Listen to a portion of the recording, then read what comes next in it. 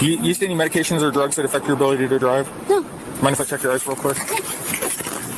See the tip of my pen? Yeah, you can pull your glasses off real quick. Here, look at my glasses. I just want to look at your eyes. Okay. You haven't used any drugs? No. Okay. By looking at your eyes, it's telling me something different than that. Just in talking to you, you're displaying signs of somebody that's used drugs recently. Okay?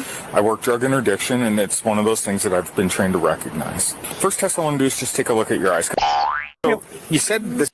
The door dash.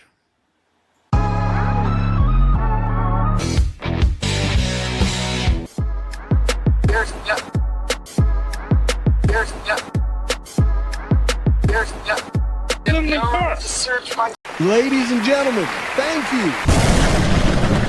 Listen to Pavarotti. Can I be your superhero? Hello, welcome to The Revealing. I am your host, Pavarotti, and I'm here to discuss the Idaho 4 case. And I've been waiting to present some of this information for just a little bit because some of my folks that are absolutely awesome has dug up a lot of information. I've already covered some of it that Lana had found. But, you know, I've got my other folks like Heather's Hot Mess. She really dug up some great information, and Brooke. So I've been waiting to present this. It's all around Mauitch. But the reason I've been waiting to present it is, number one, I've seen some other content creators out there try to present this, and they're, good grief. Come on now. The important information, they play with it like it's some kind of game. That really upsets me. But also, I've been waiting for the perfect time as these new docs have been released and what actually correlates with it so that I can show you what you will not freaking believe by the end of this video. And we were right in so many ways, and now we've got some real information that we can bring to you that brings it all together. The title to this video is When Molly Met Mauitch. And the only reason we're going to learn that they even found Molly, we've already been through it all. I've been through it with you many times, was the geo-fence, the Verizon warrant to uncover her phone number, then finally uncover who she was and why she was there.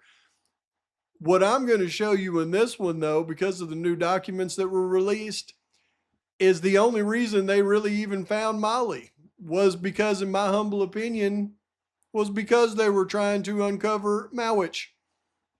Hold on to your hats, folks. This is a culmination of a long investigation Pav has done into this thing that can finally bring it all together with these new unsealed court documents. Literally, I mean, hold on to your seat. I don't want you to get ejected from your chair and go through your ceiling. Sheetrock is expensive to have it worked on these days. Let's roll. Okay, this is, in my opinion, how you really investigate and solve a case. So we're going to talk about Mauitch here, right? And, well, he sure likes to hang out with the thuggish white boys, doesn't he? But we know now that on November 13th, 2022, there was an atrocity on King Road. It's my determination it happened between 4 and 4:20 a.m.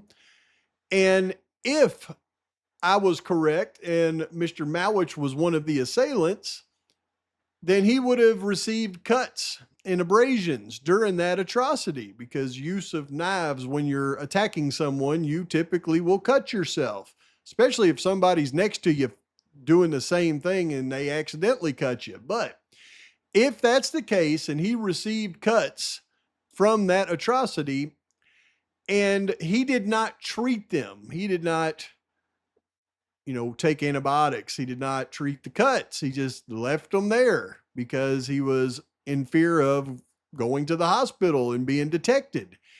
Well, then a series of events would have likely started. Let's see if that series of events holds water with what we know about this case now.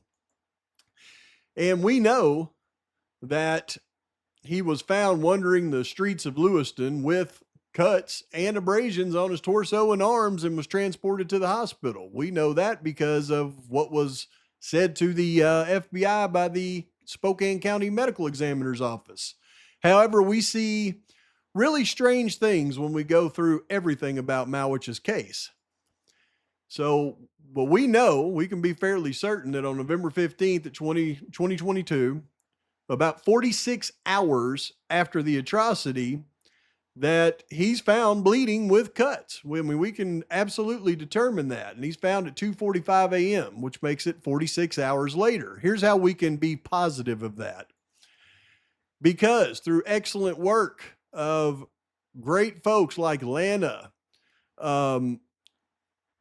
my girl Heather's hot mess. She is a beast. Getting this information to me with all of my other folks. We have these reports from the Nez Perce County Sheriff's Office that lets us know in no uncertain terms that on 11/15/2022 at 2:45 a.m. is when this Miss Judy Dahl found Mauitch. He did not have a shirt on and had scratches all over him. Scratches. I wonder if that's from fingernails, right? But here's where things get a little bit interesting, because in the police report, it's written that he was found walking in the middle of the road and swaying. And it goes on to say that the caller does not see any injuries on Mauitch. Now, this is very strange because we now have video of this that doesn't match up to what this police report says, where it starts to look like a cover-up is maybe starting to happen. Walking in the middle of the road and swaying. Doesn't see any injuries, the caller doesn't. Just has some scratches on his face. Well, now we have video of that event from that actual caller, and here's what she actually said.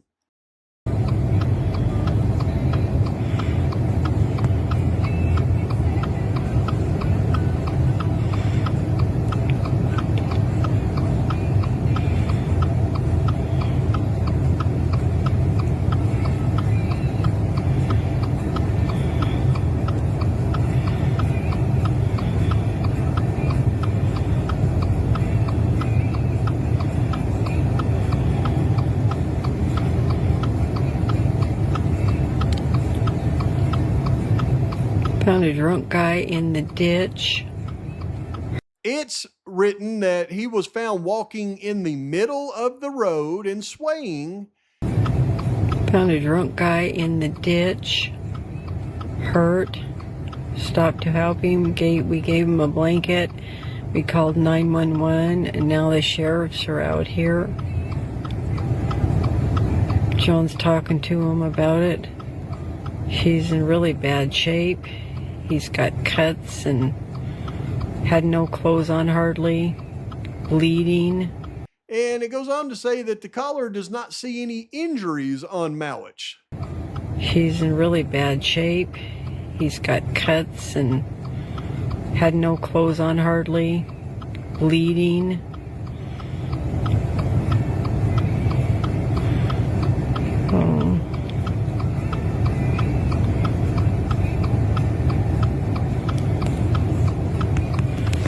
So Brooke and Heather, y'all have been all over this, and I appreciate you. And this is one reason I'm doing this video, but another reason is you're not going to believe the end of this video. So our next step in our little timeline here is on November 15th, Mauitch is taken to St. Joe's Hospital. For some reason, law enforcement was requested to meet him there, and then they determined that his blood sugar had dropped to the 50s. We know that from this police report. And this is what's strange as they go to St. Joe's Regional Medical Center for further care. The officer met with John Dahl to give his blanket back to him. And as he's doing that, the medics requested the police to meet them at St. Joe's due to Mauitch waking up startled when they would wake him.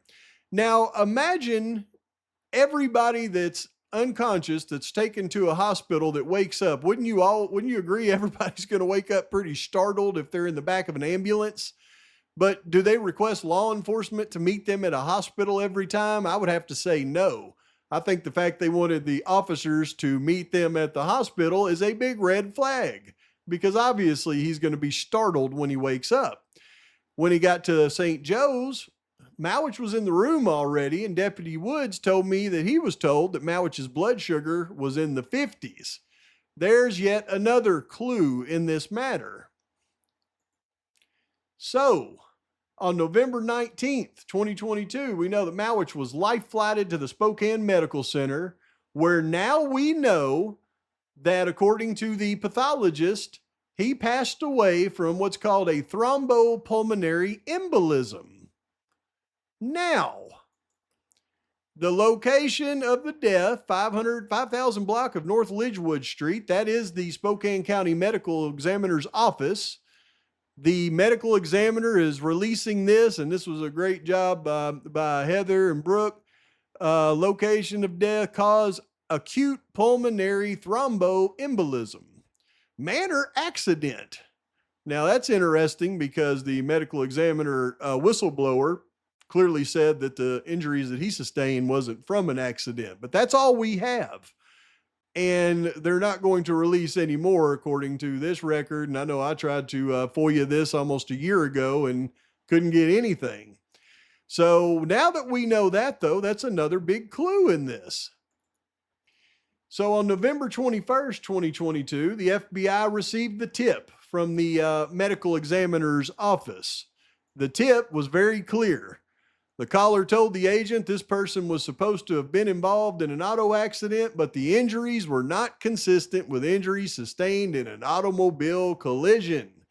And who are they calling? The FBI reporting a tip for the Idaho for unalivings. This is not just some random tip to the ISP or the FBI. They're calling specifically about the Idaho 4 case, reporting this tip. That's why it's in the Idaho 4 case documents. So to overlook this, I think, would be critically ridiculous because this is in our case file, y'all. But the injuries were not consistent with an automobile collision. So I go to my Steve G recommended AI machine, Grok, and I tell Grok, using just medical journals, if a man sustained cuts and did not properly treat them for 48 hours, could this lead to sepsis, a blood sugar of 50, and finally to death by pulmonary embolism? Yes, according to medical literature, this sequence is biologically and clinically plausible. Though not inevitable, it depends on factors like the depth and contamination of the cuts, the infecting organisms, host factors, and whether secondary complications develop. Each step is independently supported by peer-reviewed medical journals and reviews. Below is a step-by-step breakdown drawn strictly from those sources. Untreated cuts, 48 hours, local infection, sepsis. This tells you how all that happens. Sepsis to severe hypoglycemia, blood glucose of 50, and how all that takes place. Sepsis, with or without hypoglycemia, pulmonary embolism, death. And it explains how all of that takes place. Overall cascade and caveats from the literature: plausible pathway, untreated cutaneous injury, progressive soft tissue infection, possible within 48 hours, bacteremia, sepsis. Sepsis-induced metabolic failure with hypoglycemia, glucose minus 50, plus sepsis-induced coagulopathy, PE, fatal cardiopulmonary collapse. Each link is independently reported in medical journals. Not every untreated cut progresses this way. Most resolve or remain localized. Risk rises with virulence of organisms, host comorbidities, delay beyond simple first aid, and development of NSTI. Once sepsis with hypoglycemia and coagulopathy is established, pulmonary embolism becomes a recognized and lethal complication. In short, medical journal evidence supports that this sequence can occur and lead to death by pulmonary embolism. So my theory of the events and True Crime Design's theory of events and the reasons behind them hold water medically, scientifically, And I think she was right all along, and the clues have led us to that. Mauitch was found wandering the streets in Lewiston, presumably in fear of seeking medical attention for his injuries, due to the highly publicized search for the Moscow Slayer. Surely he couldn't show up to any medical facility in such a condition without raising reasonable suspicion amongst medical staff. And that's exactly what happened. On November 21st, 2022, an autopsy was conducted on Nicholas Mauitch, just 5 days after the 4 young victims were autopsied in the same office by the same physician, Spokane County's Chief Medical Examiner, Dr. Veena D. Singh. Surely the esteemed forensic pathologist would have recognized the significance of the decedent's injuries as it pertained to the violent stabbing deaths of the 4 mutilated college students she examined just a few days earlier. On this same day, in fact, an anonymous medical staff member called the FBI and reported the incident in conjunction with the murder investigation. And this is where my theory of events around the atrocity not only holds water, but starts to become glaringly obvious and quite ridiculous to overlook. Because we know that on November 23rd, 2022, Idaho State Police collected the autopsy report, pictures of the injuries, and buccal swabs, transported them to the MPD evidence, and then logged them in, never to be heard from again. And we know that from these records here. They transported the swabs from Spokane, delivered them to MPD evidence staff on November 23rd, 2022. MPD staff member Casey Macy entered the evidence into the MPD system. The photos I took show chain of custody has been saved to a disk and will be given to MPD attachment to this supplement. So MPD has it. Nothing happened after that. Why? Because I think the date November 23rd, 2022 is going to have a big relevance to why nothing happened after that. And this is where we start bringing this whole thing together, y'all. It's all about the dates, Oh, yeah. November 21st, they received the tip. November 23rd, they transfer everything into evidence. What did they learn around these dates? And what were they investigating around these dates? And what leads me to the conclusion that it was Mauitch that was actually colluding with Molly McMethy. And we see it happen literally on video at the crime scene. And let me show you how this works. Because there is a time period that we've got to focus on now that I'm going to show you in these new release docs has significant importance to this case. And it's between 3:45 a.m. and 4 o'clock a.m. Because that is the time frame that we know that Molly McMethy was in the King Road neighborhood making the DoorDash delivery.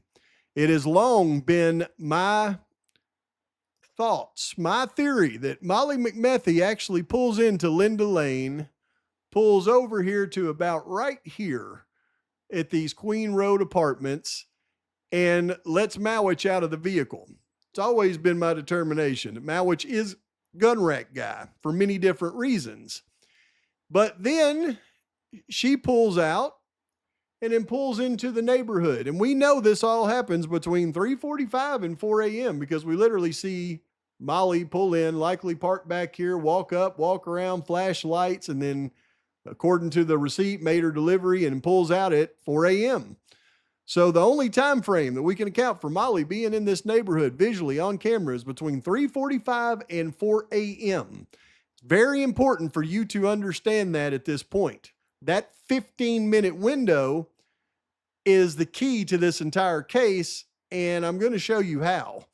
Because we know that at 3:45, somebody right here who I believe had just got out of that car racks his gun. It's a gun rack guy. I've always believed gun rack guy was Mauitch. I always believed that they knew this was a perp. Now, when he gets out, he actually gets on the phone, I believe, and talks to somebody who I believe was Molly McMethy that just dropped him off. And we'll get a little bit more into that here in a minute. But if he does, then that puts a perp here having conversations with Molly McMethy, which would give you 2 different people that if law enforcement identified Molly and another person, they would really want to dive into that. I think you would agree. Now, this is what drives me crazy, though, about the people who want to hear voices on audio. because this person gets out of the vehicle underneath one of those cameras, clearly says things. And if you can't understand what he's saying, how can you possibly say that you understand the words on the same camera coming from no telling where, or another camera coming from no telling where? And you want to tell me you can hear the words happening of, well, please don't hurt me anymore and all that crap? Let me show you the reality of audio, right? A guy right underneath the camera. Watch this.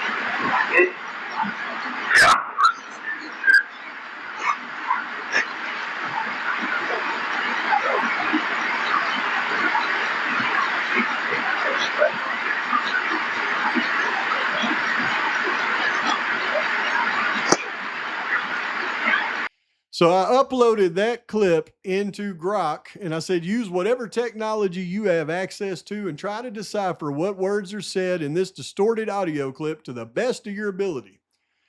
And it thought for 12 minutes and 19 seconds. I watched it connect to like 50 different programs. And when it comes back, there's not much it can even make out from that. And that's right underneath the camera, and you clearly hear people talking. When you get down to its synopsis of it, after all of it, it says most plausible reconstruction of audible content, best of ability, heavily caveated, something like muffled distant speech or muttering containing, what are you? I know what, oh, that, what's that, what happened, that does it, or very similar, mixed with ambient noise, possible laughter sounds like ha ha or woo in non-speech events. So for anybody to sit there and tell me that they put on speakers and they can hear all the stuff they think they can hear around the King Road residence because somebody's manipulated the audio, give me a freaking break. I mean, this is all it can get out of somebody talking underneath it. So take all that audio stuff and get it out of here. But here's what I do know about this situation. Now, remember how I started putting all this together? I took this time period of the case investigation. November 18, 2022 is when they first get a geo-fence warrant of all of the Google active identifiers around the King Road residence. That's the same time period that Vargas logs that she sees gun rack guy literally in the Queen Road video. Remember on this date, Vargas talks about in the area 500 Queen Road, there's a much darker it is much darker than the 1330 Linda Lane. The video is infrared and thusly displayed in black and white. At approximately 3:50 on 11/13/22, per the timestamp on the video, a figure clad in dark clothing can be seen walking from the building which houses 500 Queen Road. The figure walks to the west out of the parking lot and leaves the time frame of the video as the figure enters the sidewalk area between the other two apartment buildings at 500 Queen Road. The terminus of this sidewalk is immediately east of 1122 King Road. The figure is not captured by the cameras any further. That's when she's logging. They've got a guy clad in dark clothing walking towards the King Road residence where she's logging gun rack guy. Right at this time period here, right? Next log on there is 11:23. The exact same time when Lawrence Maury is talking about the Google geo-fence warrant that he got on November 18th. He applied for and was granted the geo-fence warrant, looking for the longitude and latitude points around the King Road residence for Google identifiers. It was a Google geo-fence. Just happens to be the exact same time that they noticed a guy clad in black walking towards the King Road residence. They were trying to uncover him. However, what they uncovered instead was something else. Because on the 20th, they got the data back. And based on all of their investigation, they narrowed in on 2 Google identifiers. Just 2 out of all of them, as we're going to see here in just a minute how many there actually were. The reason they focused in on these 2 was obviously for specific reasons. Now, in that warrant, they got back those identifiers and they moved forward to identify those identifiers. They did that by requesting other warrants, and they got a phone number from those other warrants. They followed up with the phone number from those other warrants with a Verizon PIN warrant. Nick Balance on November 22nd got the Verizon PIN warrant, and it came back to Molly McMetherton. So they identified one of those Google identifiers as being a phone number that was connected to the Verizon account of Molly. And that's how they found Molly, brought her in the next day for her whatever. And then we got to see what they gave us as far as the MPD questioning her. I don't believe we ever got to see what she said to the FBI, because I think it's critical that she did talk to the FBI out of the presence of the MPD. And I'll show you why I say that here in just a minute. But it just all happens to coincide with the exact time frame the tip came in on Mauitch, and they went and picked up Mauitch's buccal swab. Molly comes in on the 23rd. That's the day they log it into MPD evidence, and then you never hear anything else about Mauitch's buccal swab or Mauitch, period. And you really don't hear anything else about Molly until later on when we're about to go to trial. But here's what we now know. Let's play this out on the timeline again. November 18th, we got Vargas logs. She sees gun rack guy on the video, clad in black, heading to the King Road residence. Then they get a geo-fence warrant, trying to figure out who's all in the neighborhood at that time. He was seen on video at 3:50. They get the geo-fence warrant around that exact time frame, and what does it produce? 2 Google identifiers that were of interest to them out of all the Google identifiers that they logged in the area. One of them just happens to lead to the phone account of Molly McMethy, which tells us that the Google identifiers that were of interest to them had to be gun rack guy and McMethy, because they're literally in the same time frame that we know Molly's in the area, 3:45 to 3:99, or to 3:45 to 4 o'clock. Gun rack guy's seen at 3:50. They went to that time period and found 2 Google identifiers. One of those Google identifiers leads to Molly's Verizon account. They don't know it's Molly yet, though. They get the tip the next day from the FBI on the medical examiner calling in Mauitch's cuts. The next day, they get the warrant back for Verizon and realize it belongs to Molly McMethy. November 22nd. Then on November 23rd, Molly's brought in for the interview. Mauitch's evidence is logged into MPD. At this point, we don't have any police reports, any documents, anything on Mauitch, gun rack guy who was seen on the video, and any follow-up investigation on that, or anything else on Molly until we get almost to trial. And then everything came out in body cam and stirred that up. So what does that tell you? What it's told me this entire time, that it was Mauitch that was gun rack guy. When they got his information, they matched up the Google identifiers to him, and they know that it was Mauitch and McMethy as those 2 Google identifiers. And here's how we know that now. Here's the bombshell, y'all.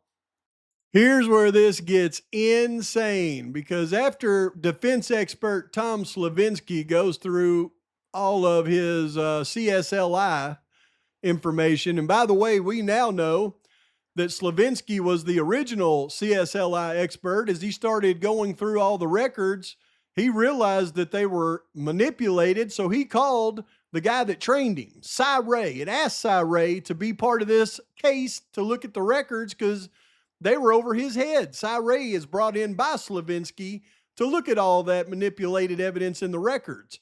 So Slavinsky brought in Ray in the beginning, and that's why Ray got involved in the case. But after he gets through all that, then we get to this. And this is where Slavinsky has really let us have the final information on this particular event. Because he starts talking about the Google geo-fence. And what does the Slavinsky point out? It is unbelievable how really good we are at investigating a case, y'all. A Google geo-fence search warrant was submitted by MPD Detective Maury on November 18th. Yet on November 20th, Special Agent, and it doesn't tell us which one, from the FBI, gets a return from Google in response to a warrant submitted to Google dated November 18th. And why did the return go to that FBI special agent and not Maury? Question mark. Then on December 1st, Maury swears that he got a return on a search warrant, yet in all the documentation from Google, it appears Google only returned data to that special agent. No submitted correspondence from Google has Detective Maury's name on it. So he's questioning it. Why is Maury saying he got it when it was the FBI that got it? But then he moves on and says on November 20th, that special agent copied Detective Maury in an email to Google asking for stage 3 results. That would be when the FBI agent asked Google, now, who are these identifiers? Paraphrased. The FBI and not Maury is communicating with Google. And he goes through and shows the internal communications. And then it's interesting. On December 4th, Maury says on November 20th, the FBI asked Google for 2 identifiers, information as to their phone numbers. The FBI only identifies 1 of the 2. Who is the other one? This is Slavinsky. The FBI only identifies 1 of the 2. Who was the other one? I guarantee you the other one was Mauitch. And then he goes through and he shows what we just looked at with the unredacted Google identifiers for the 2 accounts in the same scenario that we've gone through so many times in this. And then he says, here's the problem. The Google geo-fence they asked for covered 11/13/2022 from 1 o'clock until 6 a.m. And this is what it looks like. Now remember, this is all of the Google identifiers in the area that they wanted them between 1 a.m. and 6 a.m. And look how many there are. However, they only focused in on 2 of them, one of them being Molly. So if Molly's not in the area, except when we know from 3:45 to 4 o'clock, then that means you can remove all of these other identifiers outside of these time frames from 3:45 to 4 o'clock when we know Molly's in this area. But we also know, based on everything I just showed you, they were looking for the identifier for gun rack guy in this area at 3:50. They were looking for gun rack guy, but it popped up gun rack guy and it popped up Molly. That's how they got the 2 Google identifiers, because of the time frame they were focused in on looking for gun rack guy. And it just so happened to be the same time frame Molly was in there. And that's the only reason they even know about the DoorDash order, y'all. It doesn't stop there. Maury does not say what procedures they took to get only 2 identifiers. Well, I just told you what procedures they took. Other than only based on the information received and in correlation with cell tower records previously reviewed, 2 of the anonymous identifiers were found to be of interest. No information is given on the other identifier requested. Maury only mentions 2567.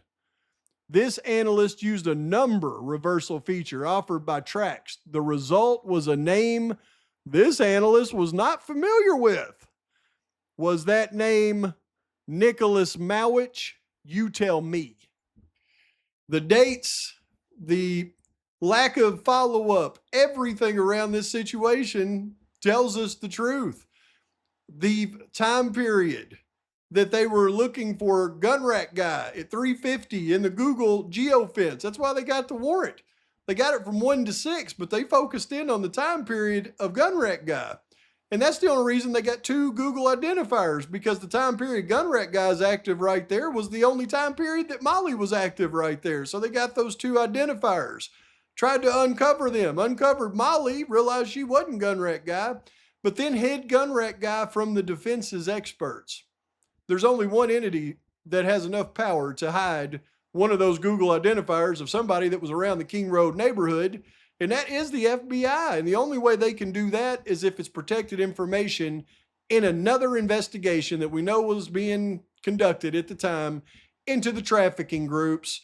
And that is the biggest travesty in this case, because how could the defense point to the proper alternative suspect if they couldn't get the discovery of who the alternative suspect was? Let that one sink in. Please like and subscribe to this channel. Post your comments, your thoughts, your criticisms. Till next time, Pavarotti's out.